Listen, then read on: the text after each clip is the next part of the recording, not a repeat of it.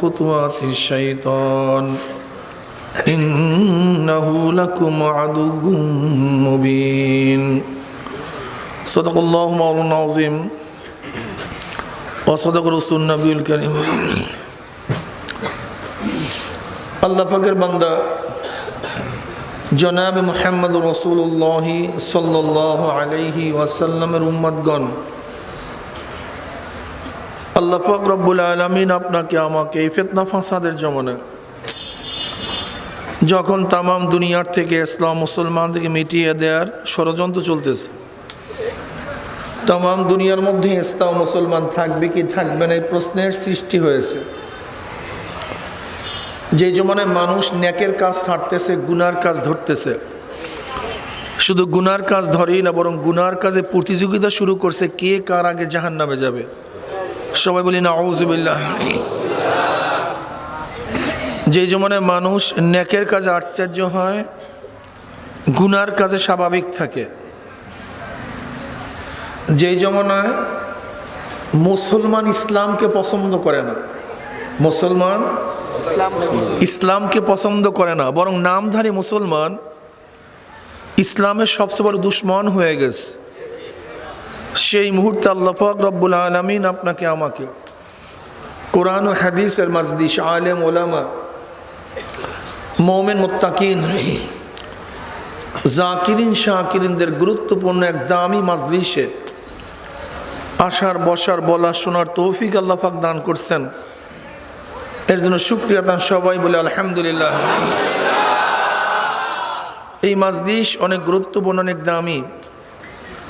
আমাদের শায়খ মুর্শিদ নব্বরুল্লাহ মারকাদাহু বলতেন, বাবা, কোনো ব্যক্তি হক্কানি উলামায়ে কেরামের বয়ান শোনার জন্য যদি বাড়ি থেকে রওনা করে, বয়ান শেষে আখির মোনাজাত দিয়ে বাড়িতে চলে যায়, তার আমল নামায় 50 লক্ষ নেকের কাম লিখাই হতে পারে না। এই যে একবার সুবহানাল্লাহ পড়ছেন, পড়ার সাথে সাথে আমল নামায় 1000 নেকি লেখা হয়ে গেছে। বাড়ির থেকে মাহফিলের উদ্দেশ্যে বের হয়েছেন, যতগুলি নিঃশ্বাস ছাড়ছেন প্রত্যেকটা নিঃশ্বাসে ন্যাক হয়ে গেছে। এখানে আসছি এলেম অর্জন করার জন্য, হ্যাঁ, আখিরাতের জ্ঞান অর্জন করার জন্য। নবী আলাইহিস সালাতু কি বলেন, মান সালাকা তরিকান ইয়ালতামিসু ফিহি ইলমান সাখালাল্লাহু বিহি তরিকান ইলাল জান্নাহ। যারা এলেম অর্জন করার জন্য পথ চলবে, কদম বাড়াবে, আল্লাহ পাক রব্বুল আলামিন তাদের জন্য জান্নাতের পথকে সহজ করে দিবেন। যতগুলি কদম মারছেন প্রত্যেকটা কদমে কদমে সওয়াব।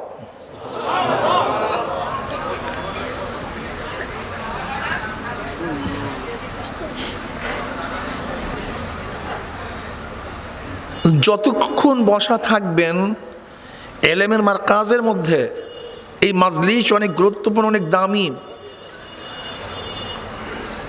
গোটা এরিয়াকে ফেরেশতা ঘিরা ফেলাইছে। অনবরত আল্লাহ পাক রহমত সাকিনা বর্ষণ করতেছেন, অনবরত।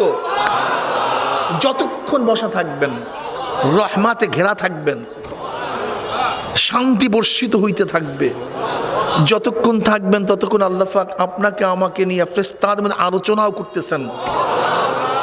ওয়ান আবি হুরায়রা রাদিয়াল্লাহু তাআলা আনহু ওয়ান আবি সাঈদ খুদরি রাদিয়াল্লাহু তাআলা আনহু আন্নাহুমা শাহিদা আলা রাসূলিল্লাহি সাল্লাল্লাহু আলাইহি ওয়াসাল্লাম আন্নাহু ক্বাল লা ইয়াকুদ কওমুন ইয়াসকুল্লাহ তাআলা ইল্লা হাফাতুমুল মালায়েকা ওয়া গাশিয়াতুমুর রাহমা ওয়া নাযালাত আলাইহিমুস সাকিনা ওয়া যাকারুল্লাহু ফীমান ইনদাহু রাহু মুসলিম। আপনার মাথার মধ্যে একটু সমস্যা আছে নাকি? লাইটটা আমার দিকে ফিরে রাখছেন, একটা লাইট মেরে রাখছেন। এতটুকু আকল থাকা চাই মানুষের। রাহু মুসলিম। এই মাজলিস অনেক গুরুত্বপূর্ণ, অনেক দামি। যেমন কাঠবিহীন লোক যদি কাঠওয়ালাদের সাথে বসতে পারে, জমিদার বাড়ির বিবাহের কাঠ পান নাই, কিন্তু যারা কাঠ পেয়েছে তাদের সাথে মেহমানখানায় বসে গেছেন, খাদিমদার এই কথা বলবে না যে ভাই কাঠ আছে কিনা, কাঠ আছে কিনা। এটা ইজ্জত আবরুর খেলাফ। বরং কাঠবিহীন লোক যদি কাঠওয়ালাদের সাথে বসতে পারেন, তাহলে কাঠওয়ালাদের জন্য যে মেহমানদারি, যে সম্মান, যে ইজ্জত, যেই খানা, কাঠবিহীনদের জন্য একই ইজ্জত, একই খানা। ঠিক এখানে আমরা কিছু লোক আছি কাঠবিহীন, গুনাহগার, নালায়েক, নাফরমান। আবার কিছু লোক আছে এখানে আল্লাহওয়ালা, যারা মাওলার প্রিয়, যারা ইবাদত বন্দিগের মধ্যে সবসময় লিপ্ত, তারা কাঠওয়ালা। আমরা আছি কাঠবিহীন, কাঠ ছাড়া, বসছি কাঠওয়ালাদের সাথে। যেরকম দুনিয়ায় কাঠওয়ালাদের সাথে যদি কাঠবিহীনরা বসতে পারেন, তাদের জন্য যে নেয়ামতের ব্যবস্থা করা হয়, যে আপ্যায়নের ব্যবস্থা করা হয়, আমরাও যারা কাঠবিহীনওয়ালা আছি, কাঠওয়ালাদের সাথে বসছি, আল্লাহ পাক তাদেরকে যখন মাগফিরাতের, রহমাতের, সাকিনার ঘোষণা দিবেন, আপনাকে আমাকে মাহরুম করবেন না, তাদের সাথে আমাদেরকে মাফ করে দিবেন। বুখারীর মধ্যে রওয়ায়াত আছে, হুবুল জুলাসা উলা ইয়াশকা জালিসুহুম। এই মাজলিস এত গুরুত্বপূর্ণ, এত দামি, খুব খেয়ালের সাথে বয়ান শোনা চাই। শরীর মন একই জায়গায় থাকবে। কলবের দরজা খুলতে হবে। বদ্ধ পাত্রের মধ্যে কোনো কিছুই ঢুকানো সম্ভব না। আগে পাত্রের মুখ খুলবেন, তারপরে কিছু ঢুকাবেন। আগে কলবের দরজা খুলবেন, তারপরে বয়ান শুনবেন। কলবের দরজা বদ্ধ করে সারা জিন্দিগি বয়ান শুনলে কোনো লাভ নেই, কোনো ফায়দা নেই, ঠিক না? আর আল্লাহর কাছে দোয়া করতে থাকেন, মাওলা হে, যেহেতু নিয়েই আসছো, হেদায়েতের মালিক তুমি, মাইরুদুল্লাহ বিহি খায়রান ইউফাক্কিহু ফিদ্দিন। আল্লাহ পাক যাকে পছন্দ করেন তাকে দ্বীনের বুঝ দান করেন। অন্য কেউ কাউকে দ্বীনের বুঝ দিতে পারে না, একমাত্র দ্বীনের বুঝ কে দেন? কাজে আল্লাহর কাছে দোয়া করেন, মাওলা হে, যেহেতু নিয়েই আসছো, হেদায়েতের মালাটা পরাইয়াই দাও, মাহরুম করিও না। এক সেকেন্ডের মধ্যে আমার মাওলা পাক রব্বুল আলামিন হেদায়েতের মালা পরাতে পারেন কি পারেন না? নমুনা নাই? মুসা আলাইহিস সালাতু ওয়াস সালামের বিরুদ্ধে ফেরাউন ৭০,০০০ জাদুকর নিয়ে আসছে, এক দুইজন না, ৭০,০০০ জাদুকর নিয়ে আসছে। আর মুসা আলাইহিস সালাম একা, আর তার বিরুদ্ধে জাদুকর ৭০,০০০। ফেরাউন ভাবছে আজকে মুসা বুঝবা তোমার খেলাটা কি, জাদু দেখাও, হ্যাঁ, ভণ্ডামি করতেছো, নাউজুবিল্লাহ, আজকে বুঝবো অবস্থাটা কি। মুসা আলাইহিস সালাম তো এক প্রান্তে দাঁড়ানো, অপর পাশে জাদুকর। মুসা আলাইহিস সালাম লাঠি নিয়ে দাঁড়ানো, জাদুকররা রশি পাকায় ছাড়ে, সাপ হয়ে যায়, রশি পাকায় ছাড়ে, বাঘ হয়ে যায়, রশি পাকায় ছাড়ে, সিংহ হয়ে যায়। ব্যাস, সাপে সাপে ভরে গেছে। সব রওনা করছে নবী মুসা আলাইহিস সালামের দিকে। এই অবস্থা দেখা মানবীয় স্বভাব তো প্রত্যেকটা নবীর মধ্যে আছে, মানবীয় স্বভাব প্রত্যেকটা নবীর মধ্যে আছে। ভয় পাওয়াটাই স্বাভাবিক নাকি অস্বাভাবিক? স্বাভাবিক। লা তাখাফ, কোনো ভয় নেই, কোনো টেনশন নেই, কোনো টেনশন নেই। সার লাঠি, যেই লাঠি ছাড়িয়ে দিছে, মুহূর্তের মধ্যে একটা পাক মারিয়া সাপ হয়ে গেছে। সাপ আস্তে আস্তে বড় হইতেছে। খেলাটা কি? যত জাদুকরদের সাপ গিলে আর নবী মুসার সাপ তত লম্বা হয়, যত বড় হয়। সব খাইয়ে ফিনিশ, রওনা করছে এখন। ফেরাউনকে খাবে, জাদুকরকে সব খেয়ে ফেলবে। এতক্ষণ ভয় পাইছিল মুসা আলাইহিস সালাম, এবার ভয় পাইতেছে ফেরাউন, জাদুকর, গোটা গোষ্ঠী। যে যে এলেম রাখে সে জানে এলেমের দৌরত্ব কত। জাদুকররা যেহেতু জাদু বিদ্যায় পারদর্শী ছিল, ওরা জানে আমাদের চেয়ে বড় জাদুকর এই জমানার মধ্যে কেউ নাই, আমরা সর্বশ্রেষ্ঠ জাদুকর। কাজে নবী মুসা যে লাঠি ছাড়ছে এটা জাদু না, এটা কি না? এটা মুজিজা। মুজিজা শব্দের অর্থ কি? আজিজ করনেওয়ালা, মুজিজা যে অন্যকে অপরক করে দেয় তাকে মুজিজা বলা হয়। নবীদের থেকে যা প্রকাশিত হয় তাহলে মুজিজা, আর এইটাই ওলিদের থেকে যখন প্রকাশিত হয় কারামত, মানে সম্মান। কারামত শব্দ অর্থ কি? সম্মান। তাই নবীদের থেকে যখন অলৌকিক কোনো ঘটনা ঘটে তাকে বলা হয়, জোরে বলেন, মুজিজা। সবাই কথা বলেন না কেন ভাই? কি বলা হয়? এই জিনিসই যখন ওলিদের থেকে ঘটে কারামত।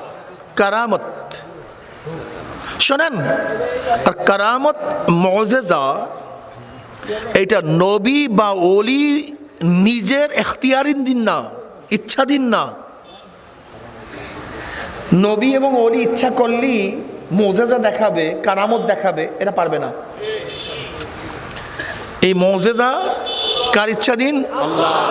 আল্লাহ পাক যখন দিবে তখনই প্রকাশ হবে, যখন বন্ধ করবে আর প্রকাশ হবে না। বিশ্বাস হয় না? দেখেন নবী ইউসুফ আলাইহিস সালাম, সে ছিলেন কেনানে। ইয়াকুব নবী আলাইহিস সালাম বাড়ির দরজায় কূপের মধ্যে,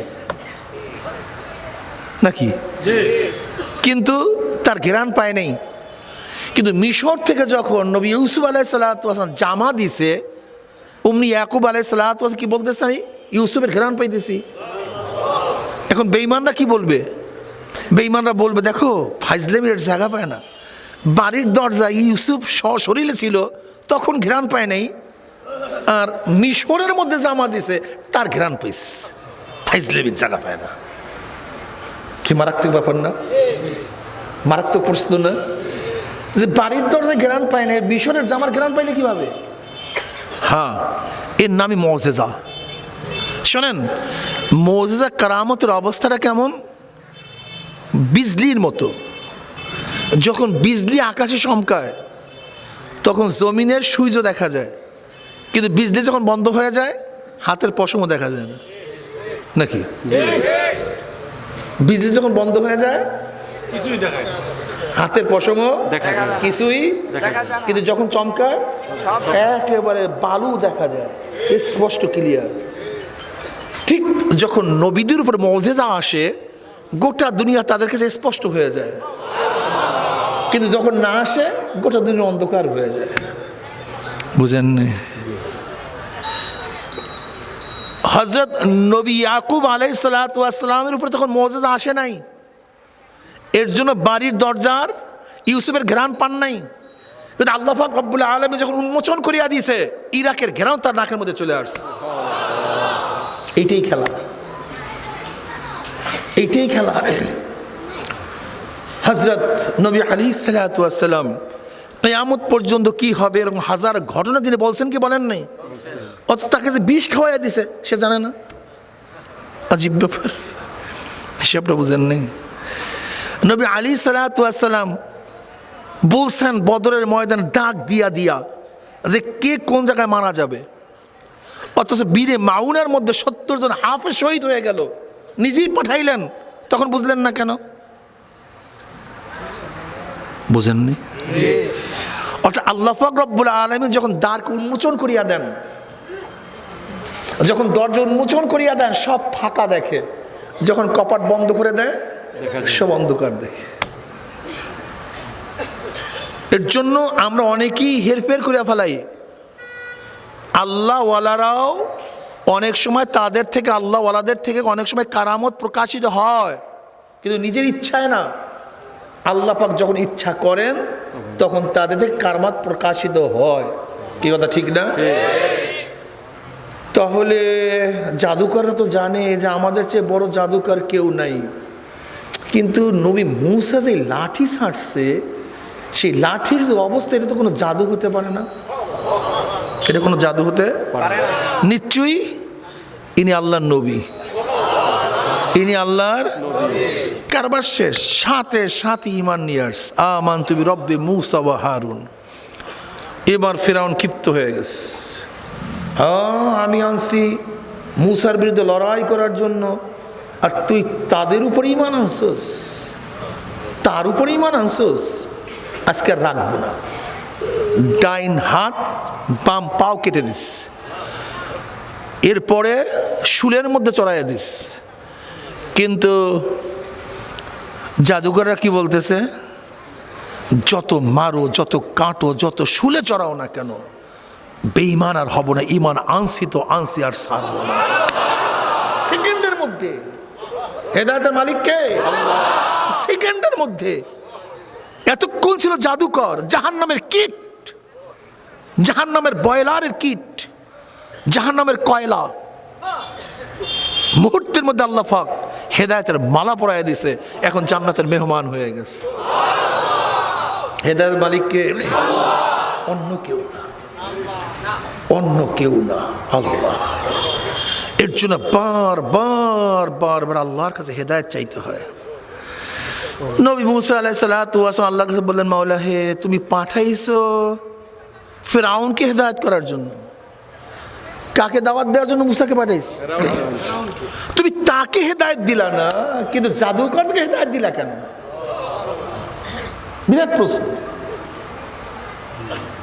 তুমি পাঠাইছো আমাকে ফিরআউনকে হেদায়েত করার জন্য, তার গলার মধ্যে হেদায়েতের মালা পরাইলা না। তুমি জাদুকরদের গলার মধ্যে হেদায়েতের মালা পরাইলা না কেন? মালা। এবার আল্লাহ জবাবটা কি দেয়, খুব মজার জবাব। বলে, দেখ, জাদুকরদেরকে ফিরআউনা তোমাকে তাচ্ছিল্য করার জন্য তোমার পোশাক পরাই দিস, তোমার পোশাক পরাই দিস, তোমাকে তাচ্ছিল্য করার জন্য, ঘৃণা করার জন্য। এখন আমি চিন্তা করছি, তোমার পোশাক যাদের গায়ে শোভা পাইছে তাদেরকে আমি জাহান্নামে নিব কিভাবে? তোমার রূপে যারা ধারণ করছে, তোমার গুণে যারা গুণান্বিত হয়েছে, তোমার আকৃতি যারা সাজছে, এদেরকে আমি জাহান্নামে নিব কিভাবে? মুসা শোন, আজকে যদি ফিরআউনও তোমার পোশাক পরতো, আমি ওর গলার মধ্যে হেদায়েতের মালা পরাই দিতাম। মান তাশাব্বাহা বিকওমিন ফাহুয়া মিনহুম, যার সাথে যার মুহাব্বত তার সাথে তার কিয়ামত। লিবাসুত তাকওয়া যালিকা খায়র, লিবাসুত তাকওয়া, খোদাভীতি পোশাক। খোদাভীতি পোশাক জানেন? খোদাভীতি পোশাক কি?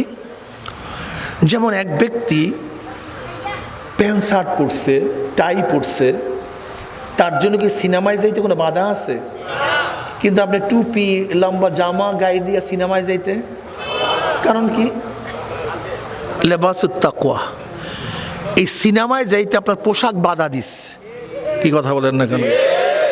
একজন প্যান্ট পরনেওয়ালা লোক দাঁড়ায় প্রসাব করবে, কেউ কাউকে ডাকলা তাকে বাধা দিবে? যদি একজন এই টুপিওয়ালা দাড়িওয়ালা যদি দাঁড়ায় প্রসাব করতে যায়, হ্যাঁ, সমস্ত মানুষ, হ্যাঁ আমি করতেছেন, আমি টুপি করতেছেন কি সমস্ত, হ্যাঁ, কিসে বাধা দিছে? কথা বলেন না কেন? পোশাক, তার লেবাস, লেবাসুত তাকওয়া, এইটাই খোদাভীতি পোশাক। শুনেন, যেই গরুর গলার মধ্যে রশি থাকে না, ওই গরু যদি কারোর ফসল নষ্ট করে ডাক দিতে কেউ যায় না। কি যায় সেই কোলার মধ্যে, বিলের মধ্যে লড়াইতে? কিন্তু রশি যদি একটা গলার মধ্যে থাকে আর পথ দিয়ে যদি কেউ হাঁটে, দেখবেন টান দেয়, ফসলে পড়লি টান দেয়। ঠিক তদ্রূপ লেবাসুত তাকওয়া, খোদাভীতি পোশাক এমন এক জিনিস, গুনাহ করতে গেলেই মানুষদের টান দেয়, মানুষ ধইরা টান দেয়। সিনেমার কাছে গেলে, এই মেয়ে আপনি এখানে আসছেন কেন, আপনি ভুলে আসছেন নাকি? কি কথা বলেন? এই যে আমাদের এই দাড়ি টুপিওয়ালা লোক যদি সিনেমা হলের সামনে যায়, তখন একবার আপনার দিকে তাকাইবার, একবার চেহারার দিকে, ঘটনাগুলো লোকটা এখানে আসছে কেন, এখানে মনে ভুলে আসছে। ভাই আপনি এখানে আসছেন কেন, এখানে আপনার জায়গা না, এটা সিনেমা হল। কে টান দিছে? পোশাক টান দিছে। একজন মুসল্লি যদি প্রস্কোয়াটারের সামনে যায়, প্রস্কোয়াটারের সামনে যায়, অমনি যারা প্রস্কোয়াটার গামী তারা বলবে, লোকটা এখানে আসছে কেন, ঘটনা কি? হুজুর আপনি ভুল করছেন, হুজুর এটা খুব খারাপ জায়গা, আপনি এখানে আসছেন, জলদি যান। কিসে টান দিছে? পোশাকে টান দিছে। আচ্ছা বলেন তো, একজন প্যান্ট শার্ট পরনেওয়ালা মানুষ যদি মেয়েদের সাথে রাস্তায় দাঁড়ায় আড্ডা মারে, কেউ জিজ্ঞাসা করবে? কিন্তু একজন টুপিওয়ালা, দাড়িওয়ালা, লম্বা জামাওয়ালা যদি মেয়েদের সাথে আড্ডা মারতে যায়, যারা এই রাস্তার থেকে যাবে কি বলবে, হুজুর আপনার জন্য এটা ঠিক না, এটা শোভা পায় না, এটা আপনার জন্য শোভা পায় না। লেবাসুত তাকওয়া, লেবাসুত তাকওয়া। দেখবেন প্যান্ট শার্ট পরনেওয়ালা মানুষ যদি আড্ডার মধ্যে থাকে, নামাজ চলে যায়, কেউ জিজ্ঞাসাও করে না। কিন্তু একজন দাড়ি টুপিওয়ালা যদি বৈশা থাকে নামাজে, হুজুর আপনার খেয়াল নাই জামাতে শুরু হয়ে গেছে হুজুর।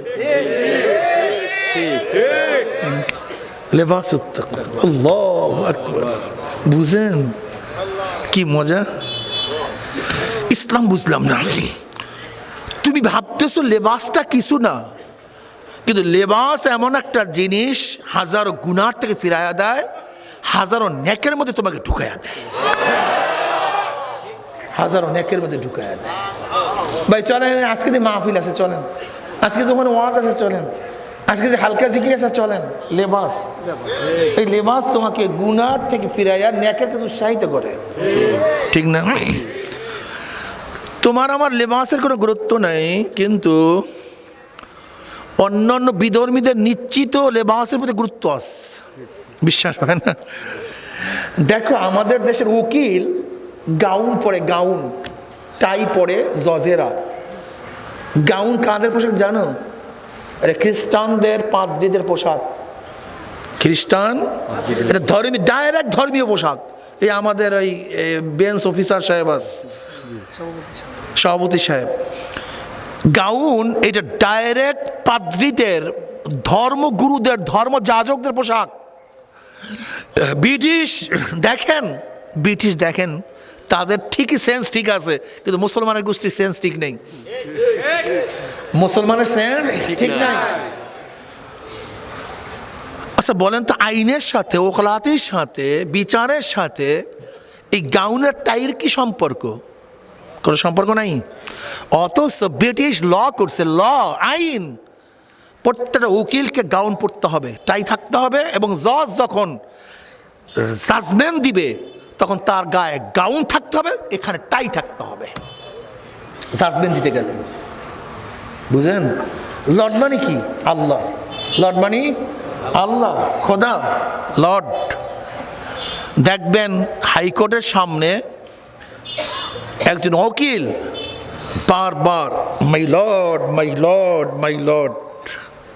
এটা ব্রিটিশ কালচার করছে, তোমার আমার খবর নেই। মুসলমান তো কাউর সামনে মাথা নত করে না, একমাত্র আল্লাহর সামনে মাথা নত করে। অথচ ব্রিটিশ কালচার 92% মুসলমানদের দেশে, সেই ব্রিটিশ ল মানুষের সামনে মাথা নত করতে বাধ্য করছে আইন করিয়া। তোমার আমার পোশাকের গুরুত্ব নাই, কিন্তু ঠিকই তারা ধর্মীয় পোশাক গাউন পরাইয়া দিস, ঠিকই তাদের ধর্মীয় পোশাক টাই। টাই বুঝেন? এটা কিসের চিহ্ন আপনারা জানেন না কেন? খ্রিস্টানদের ধারণা হযরত ঈসা আলাইহিস সালাতু ওয়াস সালামকে শুলে চড়ানো হয়েছে, শুলে এই ফাঁসি দেওয়া হয়েছে, এর জন্য তারা এরকম টাই ফাঁসি দিয়া পড়ে, ওইটার চিহ্ন রাখার জন্য। এটার খাস খ্রিস্টানদের পোশাক, টাই খাস খ্রিস্টানদের পোশাক, খাস খ্রিস্টানদের। এরকম করে তারা এইটা এরকম বাঁধে এর জন্য, যে এইটা ওই যে নবী ঈসা আলাইহিস সালাতু ওয়াস সালাম ফাঁসিতে ছিল যেরকম এই টান দিলে, ঠিক এর জন্য, এইটার চিহ্ন দেওয়ার জন্য। বুঝেন? খবর নেই, মুসলমানদের পোশাকের কোনো খবর নেই। প্রত্যেকটা খ্রিস্টান ক্রুশ চিহ্ন রাখবে, ক্রুশ চিহ্ন, ক্রুশ যোগ চিহ্ন। দেখছেন আগে ডাক্তারদের ক্রুশ চিহ্ন ছিল, এটা খ্রিস্টানদের খাস একটা চিহ্ন। তারা ভাবছে নবী ঈসা আলাইহিস সালাতু ওয়াস সালামকে শুলে চড়াইছে, সেই শুলের চিহ্নটা এরকম, এই এই দুই হাত এবং সোজা এরকম ক্রুশের মতো হয় না? বুঝেন নাই? এই এই ক্রুশ চিহ্ন, এটা হলো খ্রিস্টানদের খাস একটা চিহ্ন। এর জন্য প্রত্যেকটা খ্রিস্টানদের গলার মধ্যে ক্রুশ চিহ্ন থাকবে। এরা সবসময় চুমা দিবে। তাদের ধারণা ক্রুশকে যদি কেউ শ্রদ্ধা সম্মান করে, সে যত গুনাহ করে সব মাফ হয়ে যায়। এটা তাদের ধারণা, বিশ্বাস। এর জন্য গোটা দুনিয়ার মধ্যে সবচেয়ে বেশি গুনাহ করে খ্রিস্টানরা, ওদের মতো পাপ কেউ করে না। কারণ কি? ওদের বিশ্বাস নবী ঈসা তো আমাদের পাপ মোচন করার জন্যই শুলে চড়ছে। সে নিষ্পাপ ছিল, সে কেন শুলে চড়বে? সে তো শুলে চড়ছে অগ্রিম কিয়ামত পর্যন্ত ঈসাই দুনিয়াতে আসবে, তারা যত পাপ করবে অগ্রিম মাফ করার জন্য সে শুলে চড়ছে। কাজে ঈসাই অনুসারীদের আর কোনো পাপ নাই, শুধু করতে হবে কি ওই ক্রুশকে চুম্বন করতে হবে, শ্রদ্ধা নিবেদন করতে হবে, আর মাঝে মাঝে মেরিকে গিয়া একটু তপস্যা করতে হবে, সমস্ত গুনাহ মাফ। ওই ধারণার থেকেই আমাদের দেশে কিছু ভণ্ডরা, ওরিয়েন্টালিস্টরা ওই বিশ্বাস থেকেই আমাদের মুসলমানদের মধ্যে বিশ্বাস ঢুকাইয়া দিছে, আমি পীরের ভক্ত হইছি, পীরের মুরিদ হইছি, বাবার ভক্ত হইছি, কাজে আমার কোনো টেনশন নাই, আমার নায়ের মাঝি আমার বাবা, আমার গুরু, কাজে আমি যতই অন্যায় করি না কেন আমি ধর্তব্য হব না, আমি শাস্তি ভোগ করব না, কারণ আমার গুরু আছে, আমাকে সব মাফ করাই নেবে। ওই ধারণার থেকে ওরিয়েন্টালিস্টরা, ওই খ্রিস্টানদের ওই ধারণা আমাদের মধ্যে ঢুকাইয়া দিচ্ছে। এর জন্য দেখবেন হাজারো লক্ষ মুসলমান আছে যারা তো ভক্ত ঠিকই, তারা ভক্ত কিন্তু নামাজের ভক্ত না, তারা ভক্ত কিন্তু রোজার ভক্ত না, তারা ভক্ত ইবাদতের ভক্ত না, তারা ভক্ত আমার আল্লাহর ভক্ত না, তারা ভক্ত আমার নবীর ভক্ত না। ওরা ল্যাংটা শাহের ভক্ত, কেল্লা শাহের ভক্ত, ওরা গাজা শাহের ভক্ত, ওরা কবর শাহের ভক্ত। ওরে গাধা, ওরে গাধা রে, যদি কেউ কাউকে জান্নাতে নিতে পারত তাহলে আমার নবী আলাইহিস সালাতু ওয়াস সালাম তার আপন চাচা আবু তালেবকে জান্নাতে নিতে পারলেন না কেন? হ্যাঁ, যদি কেউ কাউকে জান্নাতে নিতে পারত তাহলে হযরত নূহ আলাইহিস সালাতু ওয়াস সালাম তার ছেলেকে জান্নাতে নিতে পারলেন না কেন? যদি কেউ কাউকে জান্নাতে নিতে পারত তো নবী ইব্রাহিম আলাইহিস সালাতু ওয়াস সালাম তার বাবাকে জান্নাতে নিতে পারলেন না কেন? যদি কেউ কাউকে জান্নাতে নিতে পারত তো আসি আলাইহিস সালাতু ওয়াস সালাম তার স্বামী ওই ফেরাউনকে কেন জান্নাতে নিতে পারলো না? যদি কেউ কাউকে জান্নাতে নিতে পারত তো হযরত লূত আলাইহিস সালাতু ওয়াস সালাম তার স্ত্রীকে জান্নাতে নিতে পারবেন না কেন?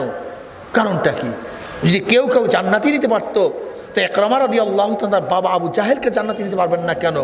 কেউ যদি কাউকে জান্নাতেই নিতে পারতো তাহলে হযরত খালিদ রাদিয়াল্লাহু তাআলা তার বাবা ওলীদকে কেন জান্নাতে নিতে পারবেন না? জান্নাতে নেওয়ার মালিক কে? আল্লাহ। একমাত্র কে? আল্লাহ। তা বলতে হুজুর আপনারা আসছেন কেন? হেদায়েতের মালিক আল্লাহ বললেন, জান্নাতে নেওয়ার মালিক আল্লাহ, জাহান্নাম থেকে বাঁচাবার মালিক আল্লাহ, আপনারা আসছেন কেন? আপনাদের কাজটা কি? আমরা আসছি পথ প্রদর্শন করার জন্য। কিসের জন্য? মুর্শিদ হিসাবে আছে। মুর্শিদ মানে পথ প্রদর্শক। আমাদের কাজ হলো পথ প্রদর্শন করা। এইটা জান্নাতের পথ, এইটা জাহান্নামের পথ। এইটা জান্নাতের পথ, এইটা জাহান্নামের পথ। সালেকের কাজ পথে চলা, মুর্শিদের কাজ পথ দেখাইয়া দেওয়া, আমার মাওলার কাজ জান্নাতে পৌঁছাইয়া দেওয়া। সহজ। ওস্তাদের কাজ পড়া শিখাইয়া দেওয়া, ছাত্রের কাজ পড়া মুখস্থ করা, এক্সামিনারের কাজ পাশ করাইয়া দেওয়া, নাকি ভাই? আর তুমি ভাবছো আমি তোমাকে জান্নাতে নিয়ে যাবো? জি না। জান্নাতের নাজাত দিয়ে দেবো? আমার নবী ইচ্ছা করলে কাউকে জান্নাতে দিতে পারবে না। তুমি কি জানো আল্লাহ নবী কি বলছেন? আল্লাহ নবী বলেন আল্লাহর রহমত ব্যতীত কেউ জান্নাতে যেতে পারবে না। সাহাবারা প্রশ্ন, আপনি? বলে আমিও না। আল্লাহর নবী আলাইহিস সালাতু ওয়াস সালাম ফরমান, আমিও আল্লাহর রহমত ব্যতীত জান্নাতে যেতে পারবো না। নবীর কথা। তুমি কি ভাবতেছো? কি ভাবতেছো কি তুমি? দোয়া তো হুজুর দোয়া নেই কেন? দোয়া দেন কেন? সুন্নত। এটা কি ভাই? সুন্নত। নবী আলাইহিস সালাতু ওয়াস সালাম দোয়া করছেন, ফাদআ লাহু ফামাসা রাসাহু ফাদআ লাহু। বাচ্চাদেরকে নিয়ে আসছে, নবী আলাইহিস সালাম ফামাসা রাসাহু ফাদআ লাহু, মাথার মধ্যে মোছে করছে, দোয়া করছে। হযরত আবু বকর সিদ্দিক রাদিয়াল্লাহু তাআলা আনহুর মার জন্য হযরত আবু বকর সিদ্দিক রাদিয়াল্লাহু বললেন, ইয়া নবী আল্লাহ, আমার মা হেদায়েত পায় নাই, আমাকে ঘৃণা করে আপনি তার জন্য দোয়া করেন, হেদায়েতের দোয়া করেন, আল্লাহ যেন হেদায়েতের মালা পরাইয়া দেয়। নবী আলাইহিস সালাতু ওয়াস সালাম দোয়া করছেন, আল্লাহ পাক রব্বুল হেদায়েতের মালা পরাইয়া দিয়েছেন। আবু হুরায়রা রাদিয়াল্লাহু তাআলা বললেন, ইয়া নবী আল্লাহ, আমি তো মুমিন, ঈমান আনছি আপনার উপরে, বিশ্বাস করি আপনাকে, আল্লাহর উপরে ঈমান আনছি, আপনাকে নবী হিসেবে মানছি, লেকিন আমার মা এখনো মুশরিক, খুব বকাবাজি করে, গাড়ি যাওয়ার সাথে সে গালাগালি করে, মুশরিক তো মেজাজ খারাপ হয়ে যায়, বুড়া মানুষ, আমি অন্য ধর্ম গ্রহণ করছি, মেজাজ খারাপ, এক্সের গালাগালি করে, একটু আল্লাহর কাছে হাত তোলেন যেন মাওলা হেদায়েতের মালা পরায় দেয়। আর সহ্য হয় না, হাত তুলবে। আবু হুরায়রা রাদিয়াল্লাহু পয়রা দৌড় বাড়ির দিকে। মানুষ বলছে, আবু হুরায়রা কোথায় যাও, দৌড়াইতেছো কেন, কি হইছে? আবু হুরায়রা রাদিয়াল্লাহু বলতেছে, আমাকে নিষেধ করিও না, বাধা দিও না, আল্লাহ নবী আমার মার হেদায়েতের জন্য হাত তুলছে, এখন আমি দৌড়াইতেছি বাড়ির দিকে, কি আমি আগে পুষতে পারি না আমার নবীর দোয়া আগে পুষে, দেখার জন্য দৌড়াইতেছে, বাধা দিও না। আবু হুরায়রা রাদিয়াল্লাহু বলতেছেন, আমি বাড়ির দরজায় গিয়ে সালাম দিলাম, সালামের জবাব আসছে, আমি বুঝতে পারছি আমি আগে পুষতে পারি নাই, আমার নবীর দোয়া আমার ঘরে আগে পৌঁছে গেছে। আম্মু ইজাজত আছে ঘরে ঢোকার, অপেক্ষা করো, অপেক্ষা করো, একটু পরে ঢুকো। আবু হুরায়রা রাদিয়াল্লাহু ফরমান, কিছুক্ষণ পরে আম্মু দরজা খুললেন, আমি দেখলাম তার মাথার থেকে টপ টপ টপ টপ করে পানি পড়তেছে, গোসল করছে।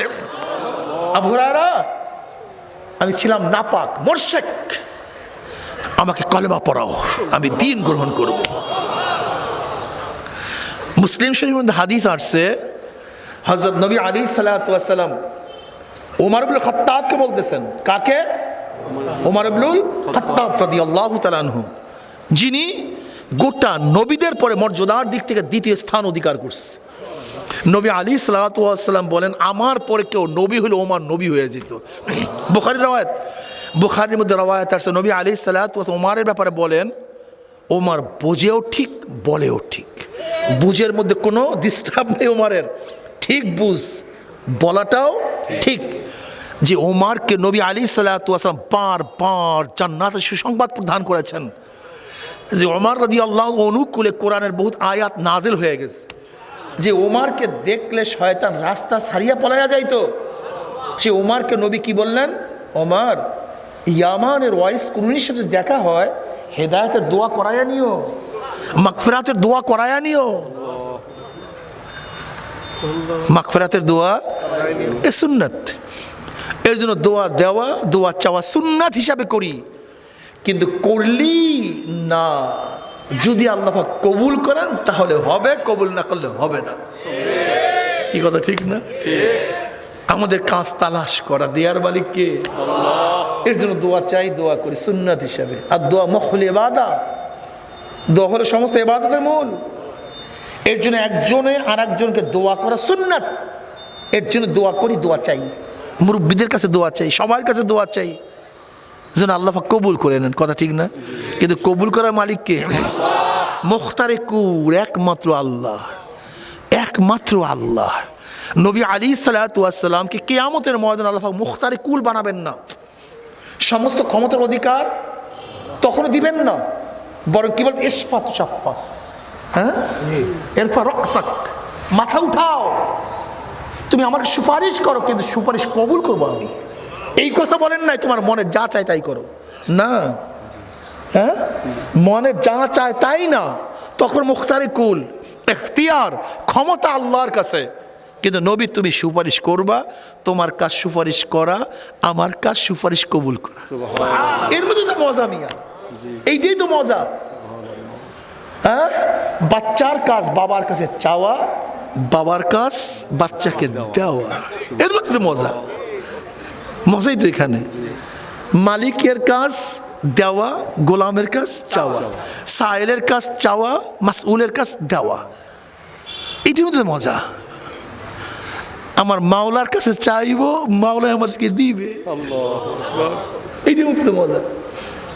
সবচেয়ে প্রিয় হলো আমার নবী, আর যে যার প্রিয় হয় সে চাইলে তাকে দেয়। এর জন্য আমার নবী যেহেতু আমার মাওলার কাছে সবচেয়ে প্রিয়, এর জন্য আমার মাওলার কাছে আমার নবী যা চায় আমার মাওলায় তাই দিয়ে। এটি তো মজা। বুখারীর মধ্যে রওয়ায়াত আছে, কিয়ামতের ময়দানে সমস্ত উম্মাত উঠবে, যাবে হযরত নূহ আলাইহিস সালাতু ওয়াস সালামের কাছে, গিয়ে বলবে আপনি প্রথম রাসূল, আউয়াল রাসূল, আপনি আল্লাহর কাছে সুপারিশ করেন যেন আল্লাহ পাক বিচার কার্য শুরু করেন। বিচার কি হবে পরের কথা। হে মুসলমান, খুব খেয়াল দিয়ে শোনো, ফয়সালা কি হবে পরের কথা। কিয়ামতের অবস্থা তো মারাত্মক, এত কঠিন যে আল্লাহ যেন বিচার কার্য শুরু করে। যা হবে হবে, আর সহ্য হয় না। সমস্ত উম্মাত উঠবে, যাবে হযরত নূহ আলাইহিস সালাতু ওয়াস সালামের কাছে, গিয়া কি বলবে, আউয়াল রাসূল, আপনি প্রথম রাসূল, সুপারিশ করেন যেন আল্লাহ পাক বিচার কার্য শুরু করেন। নবী নূহ কি বলবেন, আজকে আল্লাহর দরবারে সুপারিশ করার ক্ষমতা আমি রাখি না। যেহেতু আল্লাহ পাক ঘোষণাই দিয়ে ফেলে, লিমানিল মুলকুল ইয়াউম লিল্লাহি ওয়াহিদিল কাহ্হার, লিমানিল মুলকুল ইয়াউম লিল্লাহি ওয়াহিদিল কাহ্হার, আইনা ফিরাউন, আইনা সাদ্দাত, আইনা হামান, আইনা কারুন, আইনা আবু জাহেল, আইনা উতবা, আইনা শাবা, কোথায় কাফেরের গোষ্ঠী। গর্জন, সব থরথর করে কাঁপতে থাকবে, সব সিজদার মধ্যে থাকবে, কারোর কোনো হুঁশ নেই, সবাই যাবে। নবী নূহ আলাইহিস সালাতু ওয়াস সালামের কাছে অস্বীকার করবেন, বলে আমার কাছে আসছে কেন, যাও নবী ইব্রাহিমের কাছে, নবী ইব্রাহিমের কাছে যাও, যে জাতির পিতা, যে খলিলুল্লাহ, আল্লাহর দোস্ত, তার কাছে চলে যাও। সমস্ত উম্মত যাবে নবী ইব্রাহিম আলাইহিস সালাতু ওয়াস সালামের কাছে। নবী ইব্রাহিম, আপনি আল্লাহর দোস্ত, খলিলুল্লাহ, সুপারিশের জন্য, আপনি সুপারিশের জন্য আসছি, আল্লাহর কাছে সুপারিশ করেন যেন আল্লাহ পাক বিচার কার্য শুরু করেন। নবী ইব্রাহিম কি বলবেন, সাহস নেই, সাহস নাই, আল্লাহর সামনে দাঁড়াবার ক্ষমতা রাখি না। কি ভাবছেন, নবী আল্লাহর বন্ধু, অথচ মাঝে মাঝে মাওলার ভয়ে কলিজার মধ্যে এমন ভাবে কম্পন সৃষ্টি হইতো, অনেক দূরের থেকে কলিজার আওয়াজ পাওয়া যাইত, মাঝে মাঝে বেহুশ হইয়া পড়িয়া যাইতেন, বেহুশ হইয়া। আল্লাহ পাক রব্বুল আলামিন জিবরাইলকে বললেন, যাও জিবরাইল, আমার খলিলের কাছে সালাম পৌঁছাও এবং প্রশ্ন করো, কোনো বন্ধুকে বন্ধুর ভয়তে বেহুশ হইতে পারে নাকি? সে তো আমার বন্ধু, সে আমার বন্ধুকে বন্ধুর ভয়তে বেহুশ হইতে পারে নাকি?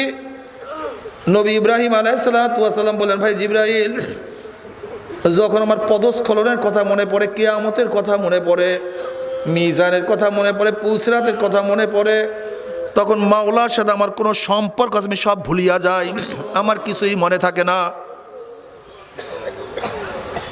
তোমার আমার উপায় কি? নবী ইব্রাহিম আলাইহিস সালাতু ওয়াস সালাম বলবে, কেন আমার কাছে আসছো? যাও তোমরা মূসার কাছে, সে কালিমুল্লাহ, সে আল্লাহর সাথে কথা বলছে, তোমরা সবাই নবী মূসার কাছে চলে যাও। সমস্ত উম্মত নবী মূসার কাছে যাবে। নবী মূসা আলাইহিস সালাতু ওয়াস সালাম বলবে, আমার কাছে কেন আসছো? আজকে আল্লাহর সামনে দাঁড়াবার ক্ষমতা আমি রাখি না, সুপারিশ করার ক্ষমতা আমি রাখি না, তোমরা যাও রুহুল্লাহ, যে আল্লাহর রূহ, নবী ঈসার কাছে, তার কাছে চলে যাও। সমস্ত মানুষ নবী ঈসা আলাইহিস সালাতু ওয়াস সালামের কাছে যাবে, বলবে, আপনি রুহুল্লাহ, আল্লাহর রূহ, আপনি আল্লাহর কাছে বিচার কার্য করার জন্য সুপারিশ বসেন, সুপারিশ বসেন, এই সুপারিশ করেন। নবী ঈসা আলাইহিস সালাতু ওয়াস সালাম বলবে, আজকে আল্লাহর সামনে দাঁড়াবার ক্ষমতা আমি রাখি না, তোমরা যাও আমাদের বাবা আদমের কাছে। সমস্ত মানুষ দৌড়াইবে আমার বাবা আদমের কাছে, গিয়া বলবে, আপনি আমাদের আদি পিতা, আপনি জান্নাতে ছিলেন, আল্লাহ আপনাকে মাফ করিয়া দিছে, আপনি আল্লাহর কাছে দোয়া করেন যেন মাওলা আমার বিচার কার্য শুরু করে। বলে আমার কাছে কেন আসছো? যাও আমার আখিরি ছেলে, আমার আখিরি নবী জনাবে মুহাম্মদুর রাসূলুল্লাহ সাল্লাল্লাহু আলাইহি ওয়াসাল্লামের কাছে, তার কাছে গিয়ে সুপারিশ করো। আজকে দিনে তিনি ব্যতীত সুপারিশ করার ক্ষমতা কেউ রাখে না। বুখারীর মধ্যে রওয়ায়াত আছে, সমস্ত উম্মত নবী আলাইহিস সালাতু ওয়াস সালামের কাছে যাবে। যখনই আমার নবীর কাছে যাবে, আমার নবী উঠবেন এবং বলবেন, জায়গা মতো আসছো। আজকে দিনে আল্লাহর সামনে আমার বাহিরে সুপারিশ করার কেউ ক্ষমতা রাখে না। আমার মাওলা পাক রব্বুল আলামিন আজকে দিনের জন্য সুপারিশের মালিক আমাকেই বানাইয়ে দিয়েছে। নবী আলাইহিস সালাতু ওয়াস সালাম ফরমান, তখন আমি উঠব, আমি আল্লাহর দরবারে গিয়া তার আরশের সামনে সেজদায় পড়িয়া যাব। মাওলা পাক রব্বুল আলামিন তখন আমাকে দোয়া শিক্ষা দিবে। সেই দোয়া এখন আমি জানি না। ওই দোয়ার মাধ্যমে যখন আমি মাওলার কাছে দোয়া করব, মাওলা রে তুমি বিচার শুরু করো, আমার উম্মতকে বাঁচাও। রব্বি হাবলি উম্মতি, আমার উম্মতের কি উপায় হবে? তুমি আমার উম্মতকে বাঁচাও। যখন কান্নাকারি শুরু করিয়া দিবে, তখন আল্লাহ পাক রব্বুল আলামিন বলবে, ইরফা রাসাক, আমার নবী তোমার মাথা উঠাও, তোমার কান্না আমি সহ্য করতে পারি না, তোমার কান্না আমি সহ্য করতে পারি না। ইসফা তুষাফা, তুমি যেই সুপারিশ করবা আমি সেই সুপারিশ গ্রহণ করিয়া ফেলাবো। এবার নবী আলাইহিস সালাতু ওয়াস সালাম সুপারিশ করা শুরু করবে, মাওলা রে আমার উম্মত কিভাবে পুসরাত পাড়ি দিবে? নবী আলাইহিস সালাতু ওয়াস সালাম ফরমান, আমি পুসরাতের কিনারায় দাঁড়ানো থাকবো। আল্লাহ বলবো, যা দাঁড়াও, তোমার উম্মতকে পার করতে থাকো, তোমার উম্মতকে পার করতে থাকো।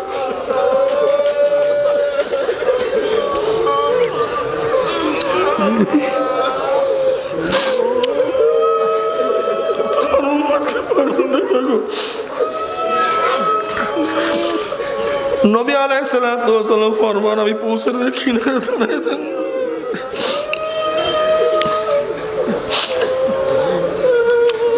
একদল আল্লাহ পাকের মুমিন বান্দা বান্দা ঈমান আমলে এত মজবুত হবে, ঈমান আমলে এত মজবুত,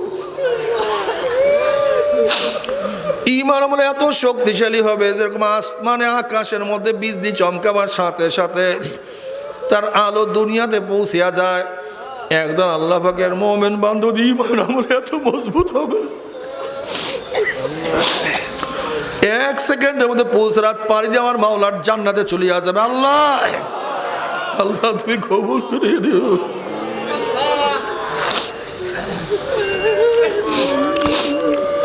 নবী আলাইহিস সালাতু ওয়াস সালাম ফরমান, যদি ঈমান আমল একটু দুর্বল হবে, বাতাসের গতিতে পুসরাত পাড়ি দিয়ে মাওলার জান্নাতে চলিয়া যাবে। আল্লাহ তুমি কবুল করিয়া নিও। যদি ঈমান আমল একটু দুর্বল হবে, জোরে চলনেওয়ালা তেজ রপ্তা ঘোড়ার গতিতে পুসরাত পাড়ি দিয়ে আমার মাওলার জান্নাতে চলিয়া যাবে। আল্লাহ তুমি কবুল করিয়া নাও। যাদের ঈমান আমল একটু দুর্বল হবে, দৌড়ে দৌড়ে পুসরাত পাড়ি দিয়ে আমার মাওলার জান্নাতে চলিয়া যাবে। একদল মানুষ তো হাঁটতে হাঁটতে একবার পড়বে আর একবার দেবে।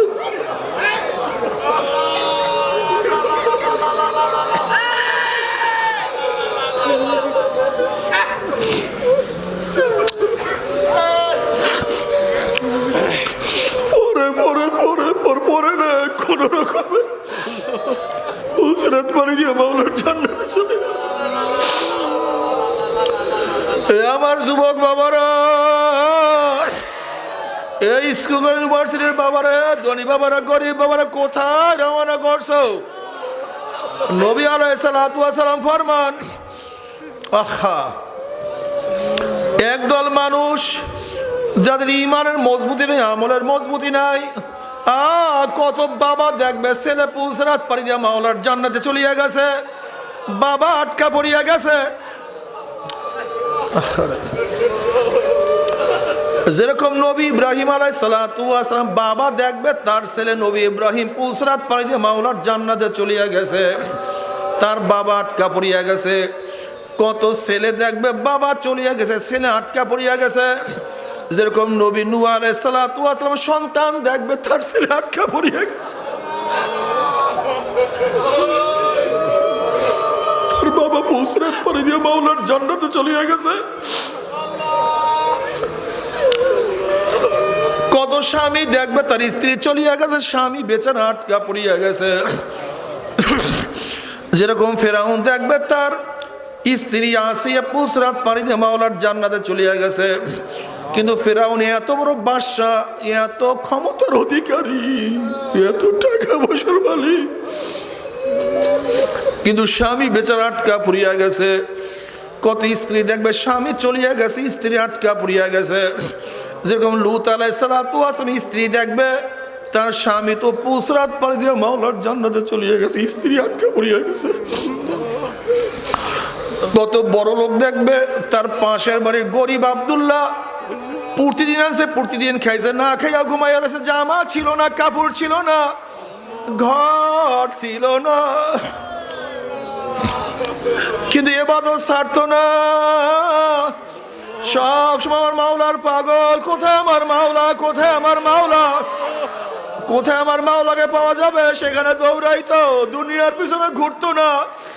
ওই পাশের বাড়ির গরিব আব্দুল্লাহ পুসরাত পাড়ি দিয়ে মাওলার জান্নাতে চলিয়া গেছে, কিন্তু বড় লোক হাজার হাজার কোটি টাকার মালিক তো আটকা পড়িয়া গেছে। আবার কত গরিব দেখবে বড় লোক বেচারা আটকা চলিয়া গেছে, গরিব আটকা পড়িয়া গেছে। কত উস্তাদ দেখবে ছাত্র চলিয়া গেছে, উস্তাদ আটকা পড়িয়া গেছে। আবার কত ছাত্র দেখবে উস্তাদ চলিয়া গেছে, ছাত্র আটকা পড়িয়া গেছে।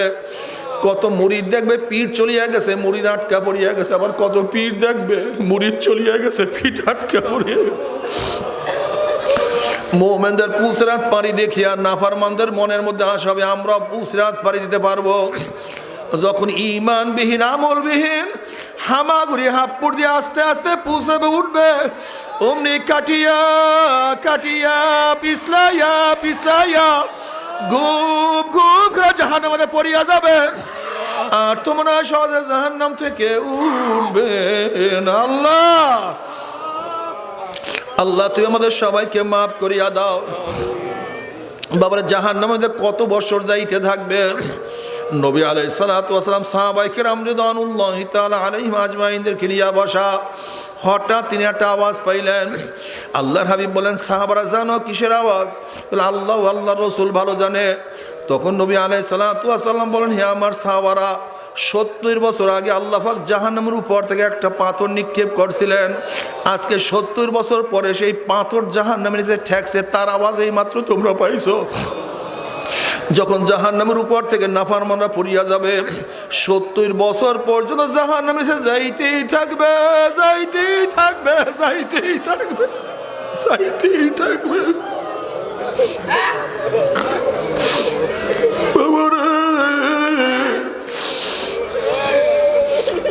ওই আযাব তো কেউ সহ্য করতে পারবো না। আল্লাহ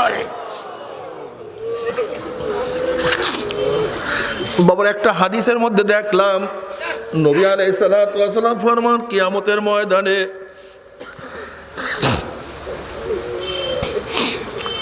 দুনিয়ার এক চির সুখী যে জীবনে অশান্তি কি জিনিস কোনোদিন দেখে না, শুধু শান্তি আর শান্তি, শান্তি আর শান্তি, সুখ আর সুখ আর সুখ আর সুখ। আর দুনিয়ার মধ্যে একজন চির দুঃখী, শান্তি কি জিনিস কোনোদিন দেখে নাই, শুধু দুঃখ আর দুঃখ, কষ্ট আর কষ্ট। নবী আলাইহিস সালাতু ওয়াস সালাম ফরমান ওই চির সুখীকে আল্লাহ পাক রব্বুল আলামিন জিজ্ঞাসা করবে তুমি দুনিয়ার মধ্যে কি পরিমাণে সুখ করছো? তখন সে বলবে মাওলা তোমার জাতে পাকের কসম খেয়ে বলতে আছে আমি 1 সেকেন্ডের জন্য দুনিয়ার মধ্যে শান্তি করি নাই। অর্থাৎ কিয়ামতের অশান্তি, কিয়ামতের শাস্তি এত মারাত্মক, 1 সেকেন্ডের মধ্যে দুনিয়ার সমস্ত শান্তি ভুলিয়া যাবে। আর আল্লাহ পাক রব্বুল আলামিন যাকে মাফ করিয়া দিবে, জান্নাতে দিয়া দিবে, তাকে প্রশ্ন করবে তুমি দুনিয়ার মধ্যে কি অশান্তি করছো? তখন সেই ব্যক্তি বলবে মাওলা তোমার জাতে পাকের কসম খেয়ে বলতে আছি আমি দুনিয়ার মধ্যে 1 সেকেন্ডের জন্য কোনোদিন অশান্তি করি না। মানে জান্নাতের নেয়ামত, জান্নাতের শান্তি এত বেশি, ওই জান্নাতের শান্তি দেখার সাথে সাথে মুহূর্তের মধ্যে দুনিয়ার অশান্তি সব ভুলিয়ে যাবে। বাবারে, যেরকম বাচ্চা প্রসব করার সময় মা খুবই কষ্ট করে, মনে হয় কিয়ামত দেখিয়া ফেলাইছে, মৃত্যু দেখিয়া ফেলাইছে। কিন্তু বাচ্চার চেহারার দিকে তাকাবার সাথে সাথে মুহূর্তের মধ্যে সমস্ত কষ্ট ভুলিয়া যায়। ছাত্র পরীক্ষা দেওয়ার আগে বহুত পড়াশোনা করে কষ্ট করে, ঘুমাতে পারে না, চক্ষু গর্তের মধ্যে চলিয়া যায়, কিন্তু ভালো রেজাল্ট দেখার সাথে সাথে মুহূর্তের মধ্যে সমস্ত কষ্ট ভুলিয়া যায়। কৃষক ফসল করার সময় বহুত কষ্ট করে, ভালো ফসল দেখার সাথে সাথে মুহূর্তের মধ্যে কষ্ট ভুলিয়া যায়। যারা কষ্ট করে আমার মাওলার জান্নাত কামাই করবা, জান্নাত দেখার সাথে সাথে মুহূর্তের মধ্যে দুনিয়ার সমস্ত কষ্ট ভুলিয়া যাবা। আর যারা মাওলার জান্নাত কামাই করবা না, যারা দুনিয়ার মধ্যে জাহান্নাম কামাই করবা, ওই জাহান্নামের দিকে নজর পড়ার সাথে সাথে দুনিয়ার সমস্ত সুখ শান্তি মুহূর্তের মধ্যে ভুলিয়া যাবা। কাজে দুনিয়ার সুখ সুখ না, দুনিয়ার শান্তিও শান্তি না, আর দুনিয়ার কষ্ট কষ্ট না। আসল শান্তি জান্নাতের শান্তি, আসল কষ্ট জাহান্নামের কষ্ট। আল্লাহ তুমি আমাদের সবাইকে নাজাত দিয়ে দাও।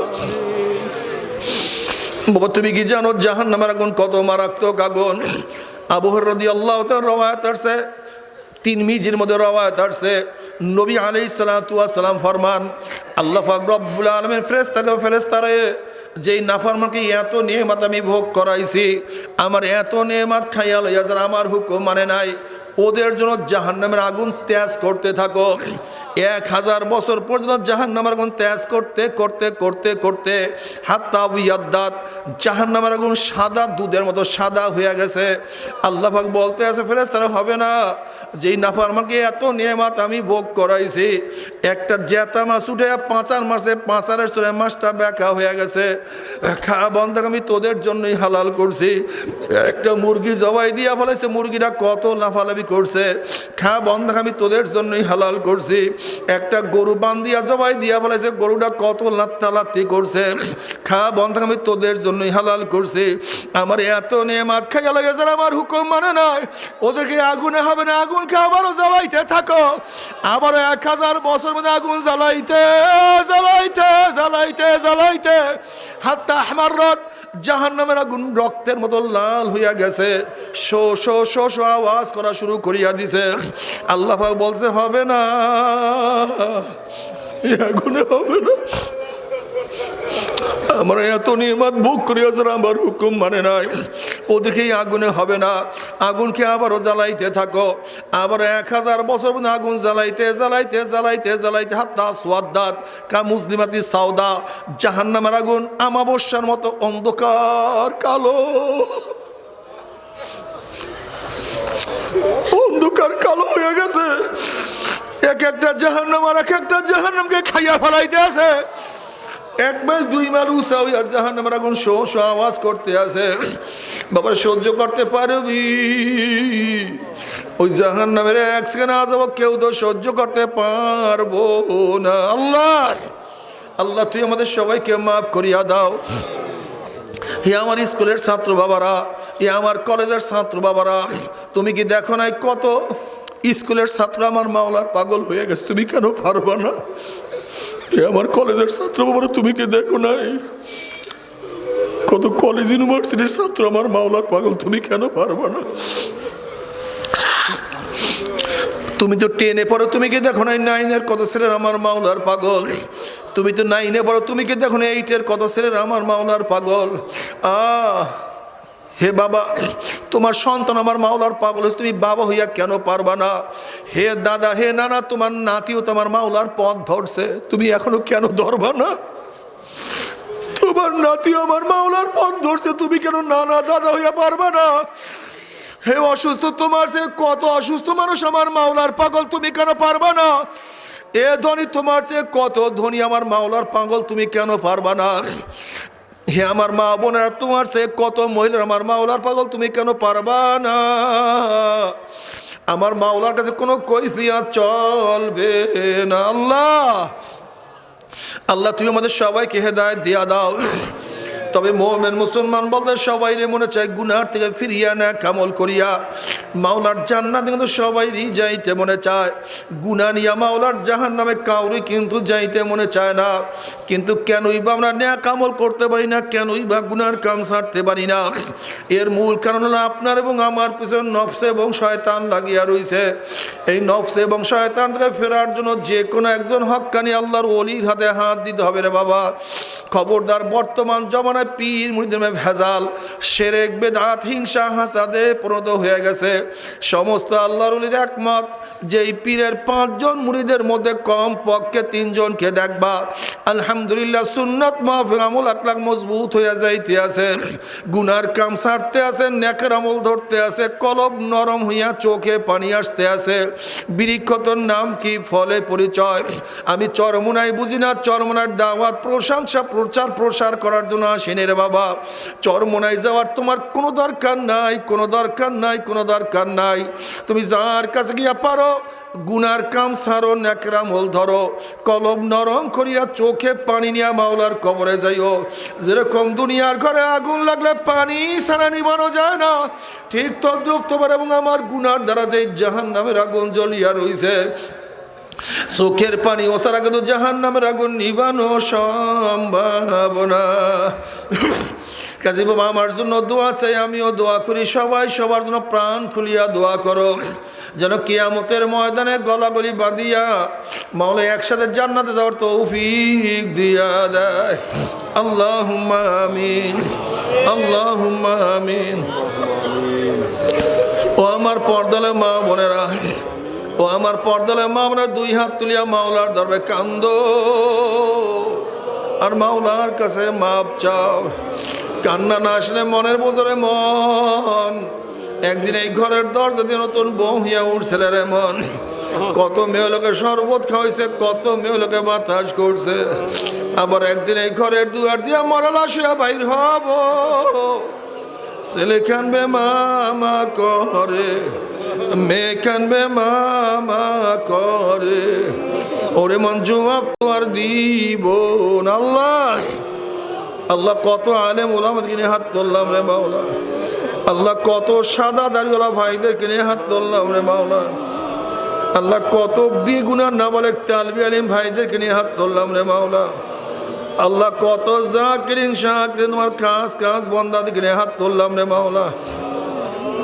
আল্লাহ আমি তো গুনাহগার, আমার দিকে না তাকাইয়া তোমার যেই বন্দার হাত পছন্দ হয় তার উসিলায় আমাদের সবাই গুনাহ খাতা মাফ করে দাও। আল্লাহ তুমি মাফ করবাই না, ক্ষমা করবাই না, তাহলে তোমার বন্দার এখানে কেন আসছে, কি পাওয়ার জন্য আসছে, কি চাওয়ার জন্য আসছে? আল্লাহ আমরা দুনিয়া পাওয়ার জন্য আসি নাই, দুনিয়া চাওয়ার জন্য আসি নাই, দুনিয়ার বিপদে পড়িয়াও কেউ আসি নাই। কেউ নামাজ কাজা করিয়া ফেলাইছি, কেউ রোজা সারিয়া দিছি, কেউ বেপরদা জেনার মধ্যে লিপ্ত হয়ে গেছি, কেউ হারাম কবিরা গুনাহ করিয়া ফেলাইছি। আল্লাহ আমরা জাহান্নামের কাজ করিয়া ফেলাইছি। আল্লাহ জাহান্নামের খাতার থেকে আমাদের নামটা কাটিয়া দাও। আল্লাহ জাহান্নামের খাতার থেকে আমাদের নামটা কাটিয়া দাও। আল্লাহ জান্নাতুল ফেরদাউসের মধ্যে আমাদের নামটা উঠায় নাও।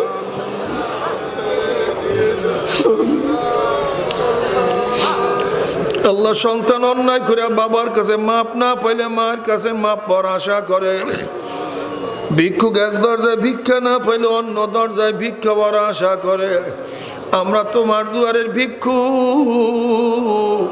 তুমি দেখা খাইয়া দাও, তারা ইয়া দাও, আর তোরা দরজা নাই রে মালিক, আর তো কোনো দুয়ার নাই। আল্লাহ আল্লাহ আমার যুবক বাবাদেরকে কবুল করিয়া নাও। আল্লাহ আমার যুবক বাবাদেরকে কবুল করিয়া নাও। আল্লাহ আমার যুবক বাবাদেরকে কবুল করিয়া নাও। আল্লাহ আমার মুরব্বী বাবাদেরকে কবুল করিয়া নাও। আল্লাহ আমার মা বোনদেরকে কবুল করিয়া নাও। আল্লাহ আমরা যারা হাত তুললাম জানি না কার মা নাই, বাবা নাই, স্ত্রী নাই, সন্তান নাই, দাদা নাই, দাদু নাই, নানা নাই, নানু নাই। আল্লাহ যত মোমেন মোমেনাত, যত মুজাহিদরা কবরে শুয়ে রয়েছে সবার কবরে আযাবকে তুমি মাফ করে দাও। ইয়া আল্লাহ খাস করে আমাদের শায়েখ ও মুর্শিদের কবরকে জান্নাতের বাগিচা বানায় দাও। মা দাদা সহ তামাম দুনিয়ার মা শায়েখদের মাকামকে জান্নাতের মধ্যে বুলন্দ করে দাও। আমাদের আহলা আওলাদকে তোমার খাস গোলাম বান্দা হিসেবে কবুল করে নাও। রব্বানা হাব লানা মিন আজওয়াজিনা ওয়া যুররিয়্যাতিনা কুররাতা আইন ওয়াজআলনা লিল মুত্তাকিনা ইমামা। রব্বিরহামহুমা কামা রাব্বায়ানি সাগীরা। ওয়া সাল্লাল্লাহু তাআলা আলা খায়রি খালকিহি মুহাম্মাদ ওয়া আলিহি ওয়া আসহাবিহি ওয়া আজওয়াজিহি ওয়া আতবাইহি আজমাইন। আরহামনা মাহুম বিরহমাতিকা ইয়া আরহামার রাহিমিন। বসেন, পাগড়িটা দেন। আরে ভাই পাগড়িটা দেন। আমরা প্রত্যেকের গাছের ডাইন হাত আমরা সবাই তওবা করি। আমরা সবাই তওবা করি। আমরা প্রত্যেকের গাছের ডাইন হাত আমরা সবাই তওবা করি। প্রত্যেকের গাছের ডাইন হাত লাগাই বসে আমরা সবাই তওবা করি। পর্দালে মা বোনেরা, আপনারা নিয়াত করেন মুমিনদের সাথে তওবা করতেছি। এই তওবার মধ্যে যাদের বায়াত হওয়ার নিয়াত, মুরিদ হওয়ার নিয়াত, তারা নিয়াত করে মুরিদ হয়ে গেলাম। আর যাদের মুরিদ হওয়ার নিয়াত নেই তারা নিয়াত করেন গুনার থেকে তওবা করলাম। আল্লাহ পাক আমাদের প্রত্যেকের নেক নিয়াতকে কবুল করে নেবেন। বাকির নাম ফাঁকি। আমরা এখনই সবাই তওবা করি। সবাই আমার সাথে সাথে বলেন আউযু বিল্লাহি মিনাশ শাইতানির রাজিম। বিসমিল্লাহির রহমানির রহিম। আশহাদু আল্লা ইলাহা ইল্লাল্লাহু ওয়াহদাহু লা শারীকা লাহু ওয়া আশহাদু আন্না মুহাম্মাদান আবদুহু ওয়া রাসূলুহু। तौबा किया मैंने सब बुरी बातों से और सब बुरी कामों से। आए मेरा अल्लाह इस तौबा को कबूल कर और बयात किया मैंने तरीका सिस्तिया सबरिया कादरिया नक्शबंदिया मुजद्दिया के ऊपर हाथ फकीर सैयद मोहम्मद फैजुल करीम खलीफा शायखुना मुर्शिदुना मरहूम जनाब हजरत मौलाना सैयद मोहम्मद फजलुल करीम साहिब के आयमर अल्लाह इस तरीका की नेमत मेरे नसीब कर और जमात में रसूलुल्लाह सल्लल्लाहु अलैहि वसल्लम के मेरे हशर का आमीन। भाई बसेन कुट्टेन ना কথা শুনেন। এই তরিকার যারা সবক আদায় করতে চান, এই তরিকার যারা পুরান মুজাহিদ তাদের শিখতে পারবেন। আর বাংলাদেশ মুজাহিদ প্রকাশনী কিতাব নিয়ে ওখানে বসা আছে, সেখানে বসেন, কথা শোনেন। আর এই 24, 25, 26 তারিখ এই মাসের